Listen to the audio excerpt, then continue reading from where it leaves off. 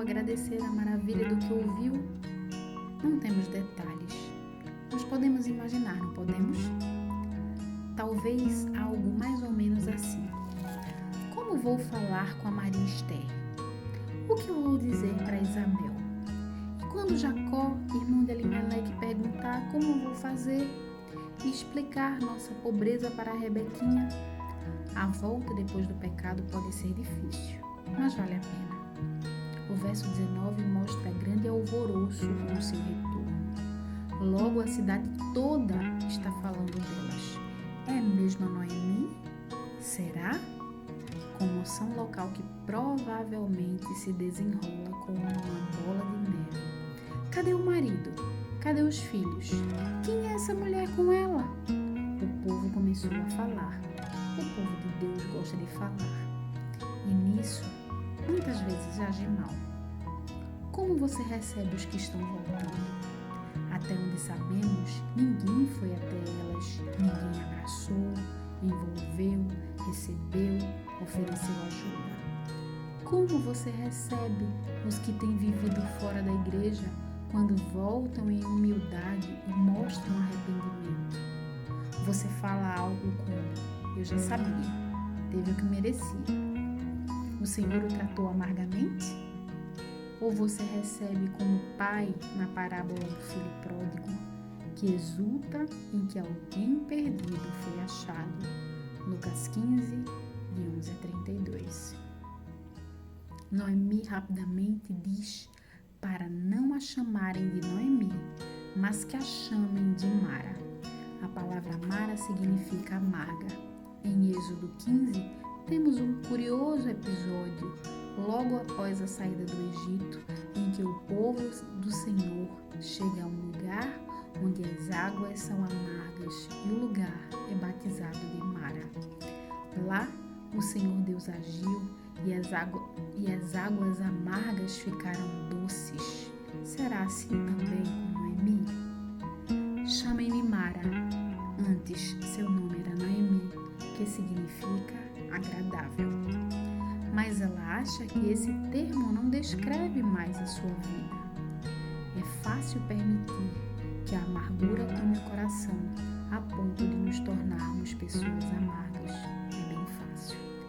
Quando Deus não dá as coisas como queríamos, quando Ele muda nossos planos, quando parece que Ele está querendo nosso mal.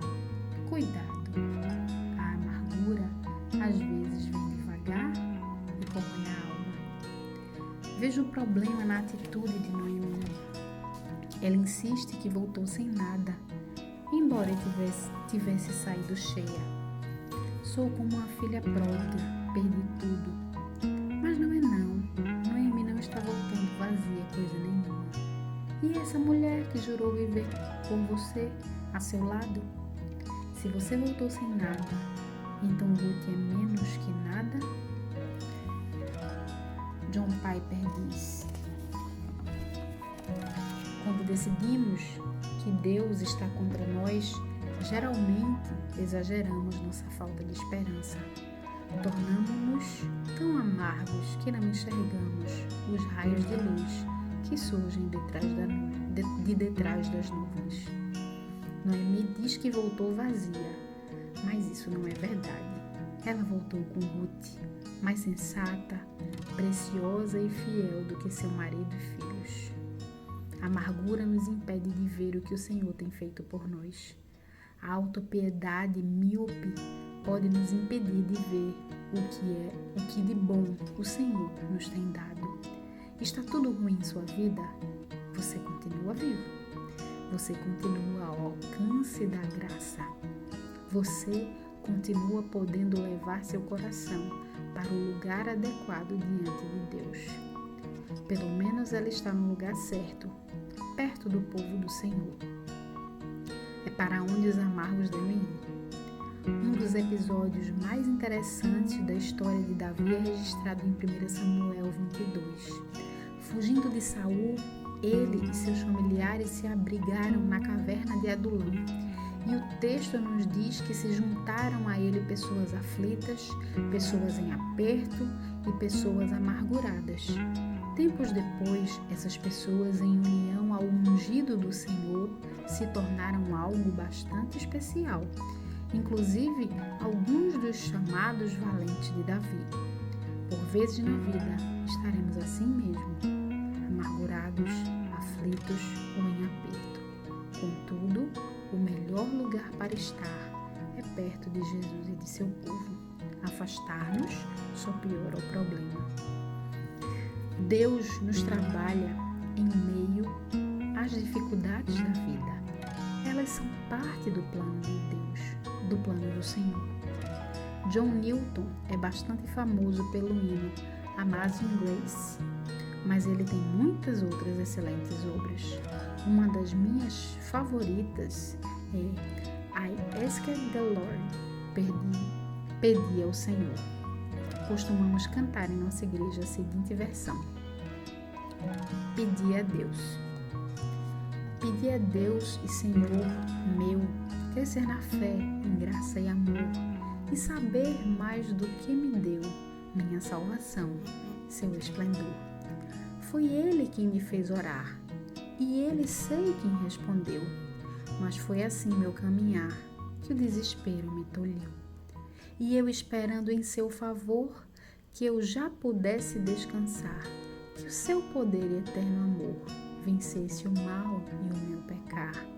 Mas ao invés me fez sofrer as sombras do meu próprio mal, e ao inimigo deu fazer da minha alma o seu quintal. E mais, com a sua santa mão, pudesse a dor ainda agravar, rompeu com meus desígnios vãos e fez-me pobre a suplicar. Senhor, por que chorei aos céus, que este verme a morte dás? Assim respondo aos filhos meus, que oram por graça, fé e paz. Emprego em provas e aflições, o libertar-te e dar um fim às tuas mundanas ilusões, para encontrar-te todo em mim. Noemi ainda não entende que tudo pelo qual está passando é parte de um plano do Senhor para fazê-la se alegrar nele sobre todas as coisas. Noemi está Mara, mas o Senhor pode transformá-la em Noemi novamente. Noemi tem uma teologia correta, mas incompleta, uma teologia de soberania sem amor. Noemi sabe que é Deus quem a está afligido. Verso 21. Ela está correta em entender a soberania do Todo-Poderoso. Ela não deveria, entretanto, deixar de notar como no meio de toda essa aflição, o Senhor está abrindo caminho para seu retorno e crescimento. Que foram o amor e a bondade pactual de Deus que pesaram a mão para que ela voltasse e fosse restaurada. Deus me afligiu, ela está correta, mas falta-lhe o aspecto de ver o amor. Piper explica: eu prefiro tomar a teologia de Noemi, as visões sentimentais sobre Deus que permeiam tantas igrejas hoje em dia. Dão-se desculpas sem fim para a soberania de Deus. Noemi não se abala e tem certeza de três coisas: Deus existe, Deus é soberano e Deus a afligiu. Falta entender que tudo isso é para o bem dela.